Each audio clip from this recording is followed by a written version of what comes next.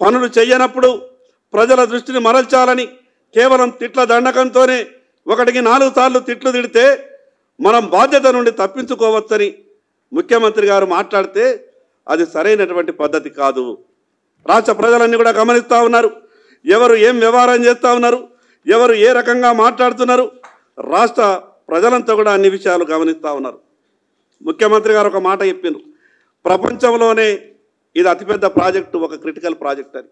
వాస్తవం, ఇది క్రిటికల్ ప్రాజెక్టే.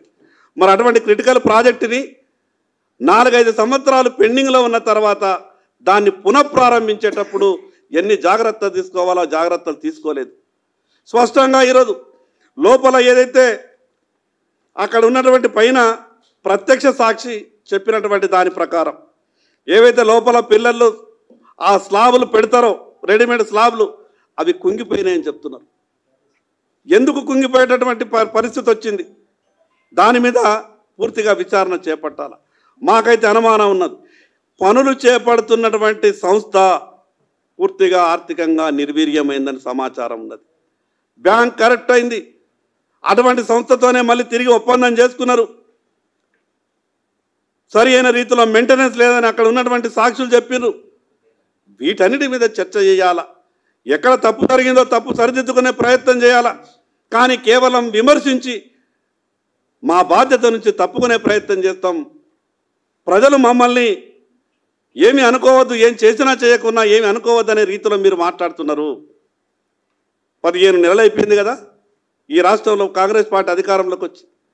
గ్యారంటీలకు అతిగతి లేదు, మంత్రుల సమన్వయం లేదు, ఆర్థిక పరిస్థితి బాగా లేదు, ఎవరు ఎక్కడ ఏం చేస్తున్నారో తెలిసేటటువంటి పరిస్థితి లేదు, ఒక గందరగోళమైనటువంటి పరిస్థితి ఉన్నది. అందుకే మీరు చేస్తున్నటువంటి తప్పుల్ని కప్పిపుచ్చుకోవడానికే ఈరోజు రాష్ట్ర భారతీయ జనతా పార్టీ అధ్యక్షులు కిషన్ రెడ్డి గారి మీద మాట్లాడేటటువంటి ప్రయత్నం చేస్తున్నారని ఈ విషయాన్ని ప్రజలంతా కూడా గమనిస్తూ ఉన్నారు. అందుకే మరొక్కసారి రాష్ట్ర ముఖ్యమంత్రి రేవంత్ రెడ్డి గారికి చెప్పదలుచుకున్నాం. మీకు తెలుసు కిషన్ రెడ్డి గారి గొప్పతనం. కిషన్ రెడ్డి గారు ఏ రకమైనటువంటి వ్యక్తిత్వం, ఎంత గొప్ప వ్యక్తిత్వం ఉన్న మనిషి మీరు చూసిండ్రు. మీరు దూరం ఉన్నటువంటి వ్యక్తి కాదు, అన్ని తెలిసి కూడా మీరు కిషన్ రెడ్డి గారి మీద ఏవైతే ఆరోపణలు చేస్తారో అవి సరియైనటువంటి విధానం కాదు. ఈ రాష్ట్రం కోరుకున్నటువంటి ముఖ్యమంత్రి గారుగా మీరుంటే కేంద్ర మంత్రి ఇక్కడ నుండి ప్రాతినిధ్యం వహిస్తుడు, సహాయ సహకారాలు తీసుకోవాలి. ఏదైనా పని జరిగితే మేం చేసినా మా వల్లనే జరిగిందని మాట్లాడే ప్రయత్నం మీరు చేస్తూ ఉన్నారు. ఈరోజు వరంగల్ ఎయిర్పోర్ట్ గురించి మాట్లాడతారు, దాంట్లో కేంద్ర ప్రభుత్వ సహకారం లేనిది అయిపోయిందా? మంజూరు చేసిండు, ఎవరికి చేసిండ్రు? జరిగితేమో మా వల్ల జరిగింది గొప్పగా అని చెప్పుకునే ప్రయత్నం చేస్తారు. ఎక్కడైనా ఏదైనా ఆగిపోతే అదేదో భారతీయ జనతా పార్టీ నాయకులు అడ్డుపడుతున్నారు, కేంద్ర మంత్రులు అడ్డుపడుతున్నారు అని మాట్లాడతారు. మీకు తెలుసు, రాష్ట్ర ముఖ్యమంత్రిగా మీరు చూస్తున్నారు కదా అన్ని విషయాలు. ఒక విషయం అనుకున్న తర్వాత మూసీ గురించి మాట్లాడతారు, మెట్రో గురించి మాట్లాడతారు. ఇక్కడ కేవలం పత్రికా సమావేశంలో మాట్లాడినంత ఈజీగా పనులు జరుగుతాయా?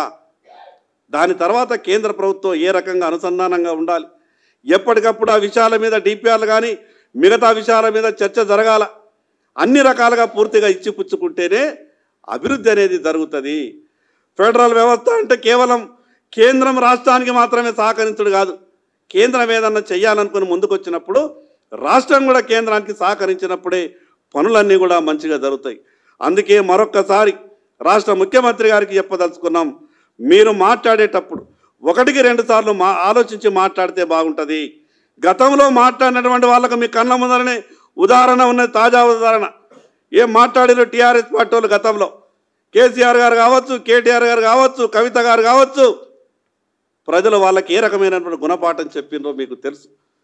అందుకే మీరు మాట్లాడేటప్పుడు 1-2 సార్లు ఆలోచించి మాట్లాడవలసిందిగా మేము ముఖ్యమంత్రి రేవంత్ రెడ్డి గారికి చెప్పదలుచుకున్నాం. ప్రపంచంలో ఏ మూల ఏ క్షణం ఏం జరుగుతుందో వేగంగా తెలుసుకోవడానికి తొలి వెలుగు వాట్సాప్ ఛానల్ని ఫాలో చేయండి.